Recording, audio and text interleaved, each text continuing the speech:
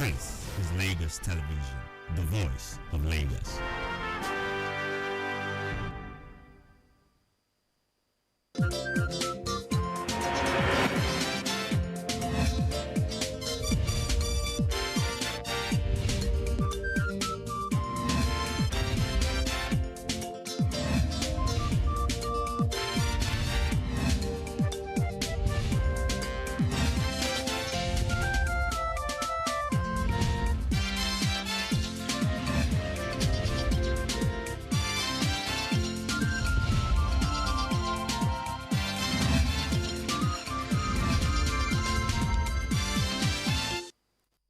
We are glad to have you join us on the news at noon on Lagos Television. I am Aminat Elegushi.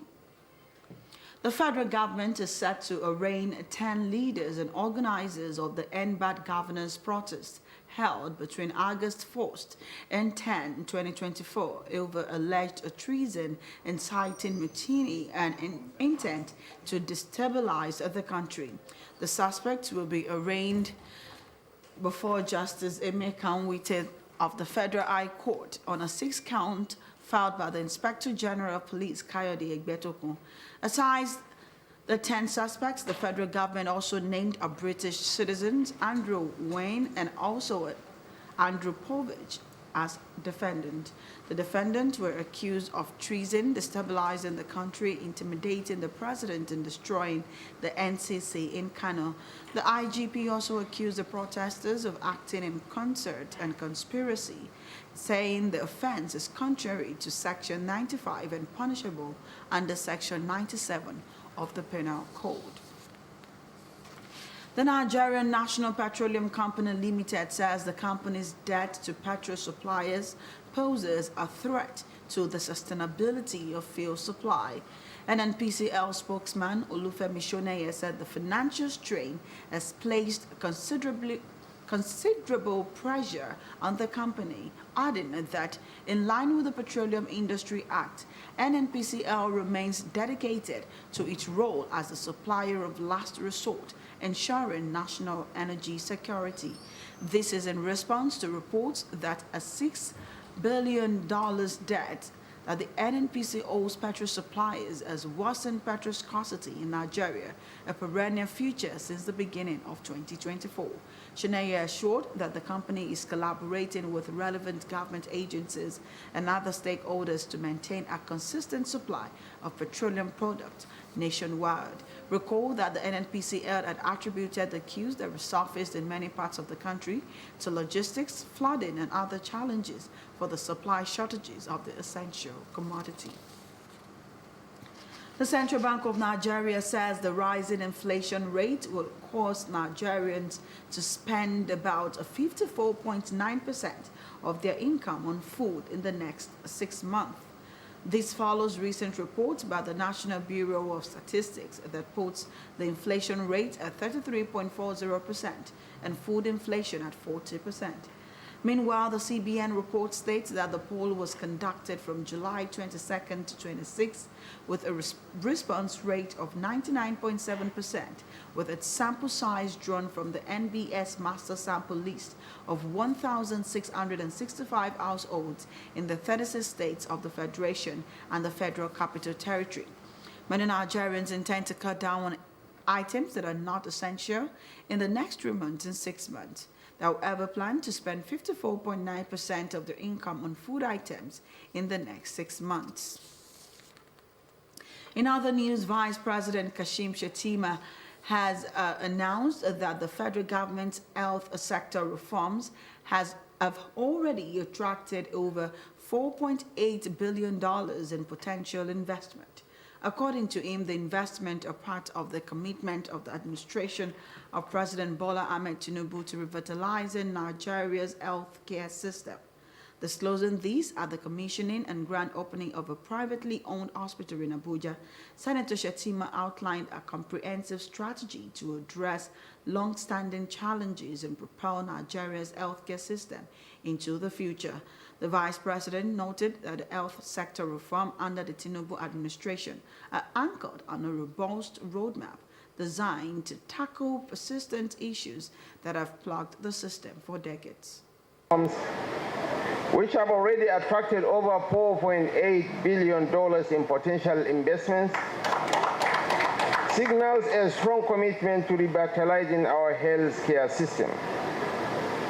These reforms are anchored on a comprehensive roadmap designed to address long-standing challenges.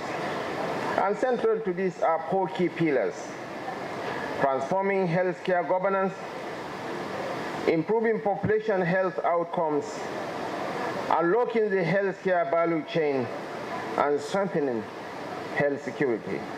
The commissioning of this 200-bedded state-of-the-art facility is a testament to the unwavering commitment of a private citizen like our dear brother Alhaji Ibrahim Mijanyawa, who has taken bold steps to complement the effort of the federal government of Nigeria in improving the quality of healthcare to citizens of Nigeria. Minister of State for Health and Social Welfare, Dr. Tunji Alausa, also says the health facility does not only mark a new chapter of healthcare in Nigeria, but a celebration of a vision that exemplifies what could be achieved when public-spirited individuals invest in the health of the citizens. Pregnant women have been advised to use multiple micronutrient supplements as against ordinary iron and folic acid to provide needed vitamins to both mother and child. The one daily tablet with 15 nutrients is now available at all public health facilities free of charge. We have details in this report. Being equipped with proper information about mother and newborn is imperative for their sustenance in a healthy society. This media roundtable, organized by Alive and Thrive, seeks to equip health reporters with information needed to encourage nursing mothers about the various benefits of multiple micronutrient supplements, MMS. Federal Ministry of Health is transitioning from iron and folic acid alone to MMS, which has 13 additional micronutrients in addition to the iron and folic acid that we are used to. And this means that we are going to be getting 15 benefits as against the 2. We are going to be benefiting from 15 nutrients as against the 2 we were benefiting from earlier on. This new drive is important for women, pregnant women who are attending PHCs, primary health centers in Lagos State, to go attend the ANC and then receive this MMS. According to experts, the supplement has been proven to reduce maternal and child mortality.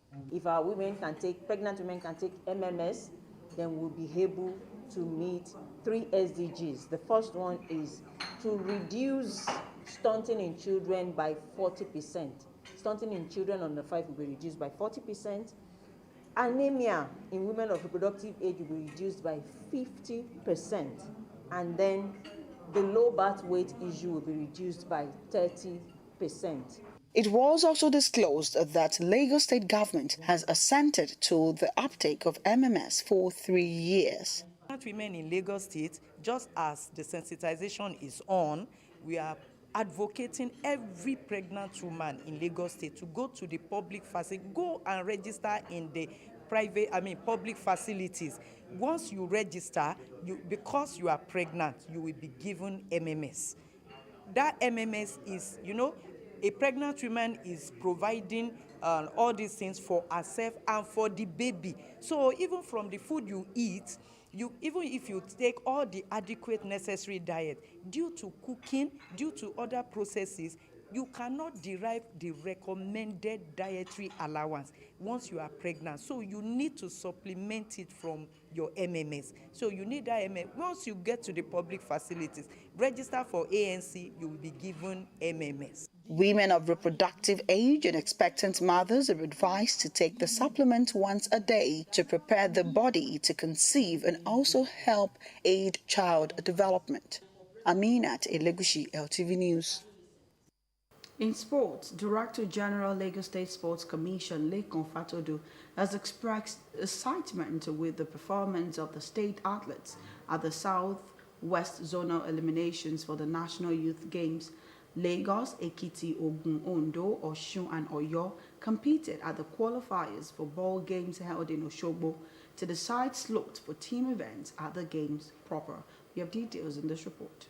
The Southwest Zonal eliminations for the National Youth Games ended in Osogbo, Osun State over the weekend, with Team Lagos maintaining dominance by picking 10 tickets to feature in the team sports of the Fiesta holding in Asaba Delta State.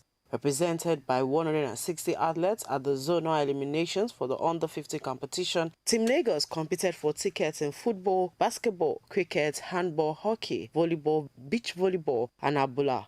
Team Lagos came first in basketball female event, football female, rugby male, handball male, and hockey female, while the state picked second position in basketball male, rugby female, cricket male, and volleyball female. Team Oyo and Ekiti picked slots in 7 sports, while Team Lagos secured slots in 5 sports, Osun 4 and Ondo 2. Director General of Lagos State Sports Commission Lekan Fatodu, who led the state delegation to the zonal eliminations, could not hide his appreciation for the sportsmanship displayed by the young stars, commending the entire team including coaches, officials and support staff. Fatodu acknowledged the support of Governor Babajide Sanwo-Olu, stating that his commitment to empowering youth in the state through sports has laid the foundation for the success and achievement of the team. The Director General explained that the Governor's interest and investment in the welfare of Team Lagos ensured that athletes and officials were motivated to give their best throughout the zonal eliminations. Cross-border sports, volleyball, handball, abula, and all of the rest that are competing for a place in the National Youth Games proper. I mean, it is impressive, it is encouraging, and this is the manifestation of the investment of Mr. Governor on the athletes. The level of top-notch welfare, accommodation, security, the reassurance that the governor is giving them that there are better days ahead in terms of absolute total support for them, so as to help them get more motivated and to also perform to the best of the level that they can give the state. Fatodu assured that Team Lagos will build on the success achieved at the zonal eliminations and aim even higher by preparing adequately to better previous achievements at the National Youth Games, which holds later this month. Coming to this place is a win for all of us, in general, and we are proud to say that you are our champions and you are winners in all ramifications. For the second successive year, Delta will host the National Youth Games in the state capital Asaba from September 9 to 19. At the last edition, Lagos State finished second behind host Delta State with 62 medals, 21 gold, 19 silver and 21 bronze. For more news, connect with Lagos Television on these social media platforms.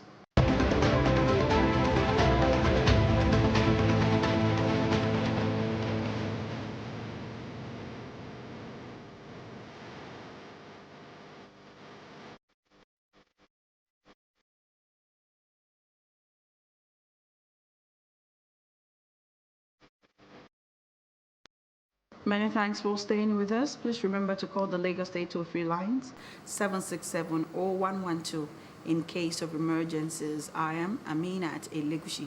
See you again at 2 p.m.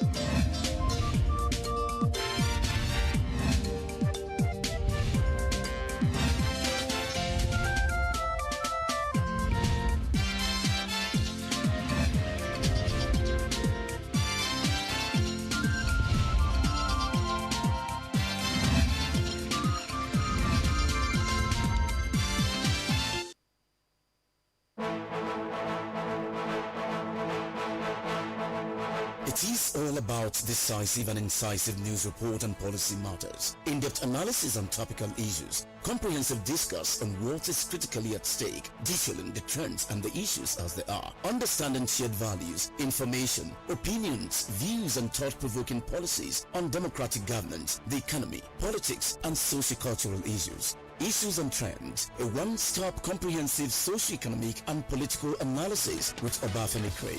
Issues and Trends, every Thursday from 9 p.m. to 9:55 p.m. on Lagos Television, DSTV Channel 256, GoTV Channel 120, Star Times Channel 113, and UHF 35. Every Thursday from 9 p.m. to 9:55 p.m. on Lagos Television. Issues and Trends with Obafemi Craig. Do join us.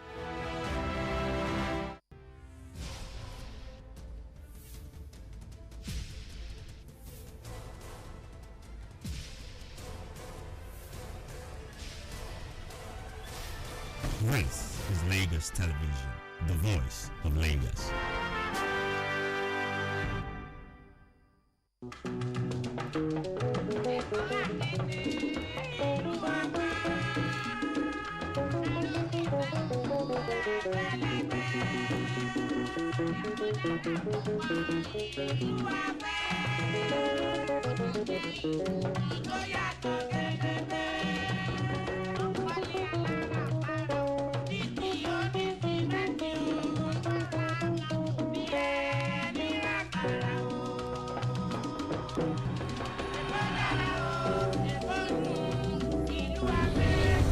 Hello and welcome to Ibile Update on Lagos Television. Here on the program, we keep you up to date with activities from across the 57 local council areas in the state. I am Joy Olu. In Etiosa East Local Council Development Area, the council leadership distributed free GCE forms and financial assistance to young residents in the council. Sheung Abimbola tells us more.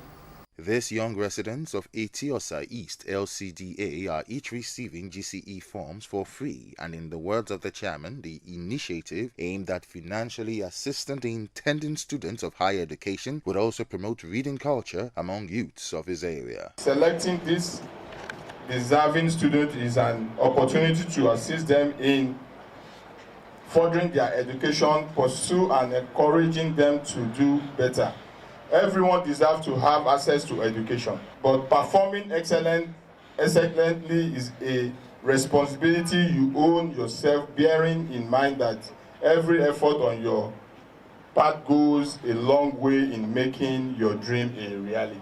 The event also saw young residents being awarded bursaries and scholarship, and the chairman expressing confidence that the beneficiaries will continue to aspire for greatness during their academic pursuit, reiterated his administration's effort towards achieving educational development, which he disclosed is in line with the Themes Plus agenda of the Lagos State government. Quality education should